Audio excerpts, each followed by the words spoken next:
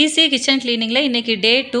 நம்ம அடுப்பு கீழே இருக்கிற கட்லரி ஏரியா, சின்ன சின்ன பாத்திரங்கள் வைக்கிற இடத்த தான் நான் க்ளீன் பண்ண போகிறோம். கட்லரி ஏரியாவில் இருக்கிற எல்லா கரண்டியுமே எடுத்துட்டு அதை வந்து நல்லா வாஷ் பண்ணி வச்சிடணும். நம்ம இந்த மாதிரி பிளாஸ்டிக்கில் கட்லரி வாங்கி வச்சோம்னா நமக்கு அடுத்தடிக்கு எடுத்து க்ளீன் பண்ணுறதுக்கு ரொம்ப ஈஸியாக இருக்கும். அதுவே சில பேர் வந்து ஸ்டீலில் போட்டிங்கன்னா அது வந்து சீக்கிரமாக நம்ம ஈரத்தோடு வைக்கும்போது துரும்பிடிக்க ஆரம்பிக்கும்.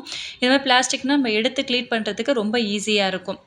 அடுத்தது அது கீழே இருக்கிற சின்ன சின்ன பாத்திரங்கள்லாம் வைக்கிற ரேக்கில் இருக்கிற எல்லாத்தையுமே எடுத்துகிட்டு க்ளீன் பண்ணிட்டேன். இதில் ஒரு டிப்ஸ் பார்த்துக்கோங்க.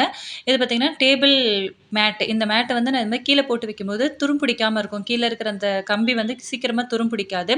அந்த ஒன்றோட ஒன்று நகராமல் இருக்கிறதுக்காக டபுள் ஸ்டிக்கர் ஒட்டி நாலுத்தையுமே ஒன்றோட ஒன்று ஈவனாக ஸ்டிக் பண்ணி வச்சுருக்கிறேன். அதுக்கு கீழே கடாய், பெரிய பெரிய பாத்திரங்கள்லாம் வச்சுருக்கிறேன். இதில் பார்த்திங்கன்னா டேபிள் மேட்டை வந்துட்டு இந்த சைஸ்க்கு அழகாக ஈவனாக கட் பண்ணி அதையுமே நல்லா தொடச்சி க்ளீன் பண்ணிவிட்டேன். மேலே வாஷ் பண்ணி வச்சுருந்த கட்லரி ட்ரேவும் நல்லா ஆறி வந்துடுச்சு. அதையுமே எடுத்து கரண்டி, ஸ்பூன்ஸ் எல்லாமே போட்டு வச்சாச்சு.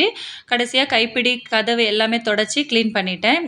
நீங்களும் இதே மாதிரி ஒவ்வொரு இடத்த ஒவ்வொரு நாளைக்கு க்ளீன் பண்ணி பாருங்கள். ரொம்ப ஈஸியாக இருக்கும். தேங்க்யூ, பாய்.